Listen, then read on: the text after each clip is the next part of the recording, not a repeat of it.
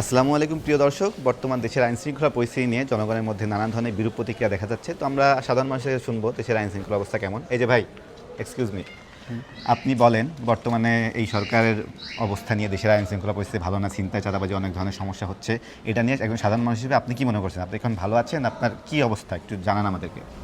কি বলেন ভাই, আমি তো অনেক সুখে আছি। আমি কাজ করতেছি, রাতে বেরিয়েতে ঘুরতেছি, ফিরতেছি, খাইতেছি, আমার সব খুব সুন্দরভাবে চলতেছে। এখন ধরেন আমি কাজের আমার কাজের পারপাসে আমার রাতের বেলা অনেক জায়গায় ঘোরাঘুরি করা লাগে, আমি খুব ফ্রিলি ঘোরাঘুরি করতেছি, আমি অনেক শান্তিতে আছি ভাই, অনেক শান্তিতে আছি। এখন যে সবাই বলছে যে দেশের আইনশৃঙ্খলা পরিস্থিতি ভালো না, মানুষজন হ্যাপি নেই, মানুষজন আতঙ্কিত, নিরাপদ বোধ করছে না, এই বিষয়ে তাহলে আপনার সাথে ঘটছে না এগুলো? না না না, আমার সাথে কেন ঘটবে? আমি তো যথেষ্ট শান্তিতে আছি, অনেক ফ্রিলি চলাফেরা করতেছি, আমার অনেক টাকা পয়সা ইনকাম হচ্ছে, আগের চাইতে অনেক ভালো আছি। আপনি কি করেন, মানে আপনার পেশা কি? এই যে চিন্তাই, হোয়াট? এই যে আচ্ছা ঠিক আছে, আমরা এই এই এটা দিয়ে দাও।